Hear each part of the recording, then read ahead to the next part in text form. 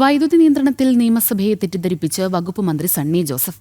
സംസ്ഥാനത്ത് വൈദ്യുതി നിയന്ത്രണം ഉണ്ടായത് ജൂൺ 16 മുതൽ 19 വരെയും 26 മാത്രമെന്നാണ് സണ്ണി ജോസഫ് സഭയിൽ പറഞ്ഞത്. എന്നാൽ ജൂൺ 30 വരെയും കേരളത്തിൽ പവർ കട്ട് തുടർന്നിരുന്നു.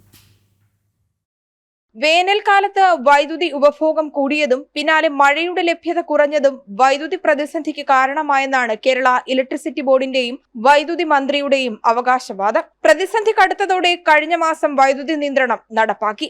ജൂൺ 9 മുതൽ 16 വരെയും പിന്നീട് 26 മാത്രമാണ് വൈദ്യുതി നിയന്ത്രണം ഉണ്ടായതെന്നാണ് സണ്ണി ജോസഫ് പറയുന്നത്. ഈ ഒരു സാഹചര്യത്തിലാണ് വൈദ്യുതി നിയന്ത്രണം ഉണ്ടായത്. ഈ മാസം 16 മുതൽ 19 വരെയും 26-ാം തീയതിയുമാണ് നിയന്ത്രണം ഉണ്ടായത്. എന്നാൽ കഴിഞ്ഞ മാസം 30 വരെ പവർ കട്ട് തുടർന്നു എന്നതാണ് വാസ്തവം. അപ്രഖ്യാപിതമായി അരമണിക്കൂറിൽ നിന്ന് 1 മണിക്കൂർ ദൈർഘ്യമായി വർദ്ധിപ്പിച്ച നടപടിയിൽ വിമർശനം ഉയരുകയും ചെയ്തിരുന്നു. ഈ സാഹചര്യത്തിലാണ് ദിവസങ്ങളുടെ കണക്കിൽ വെള്ളം ചേർത്ത് മന്ത്രി നിയമസഭയിൽ അവതരിപ്പിച്ചത്.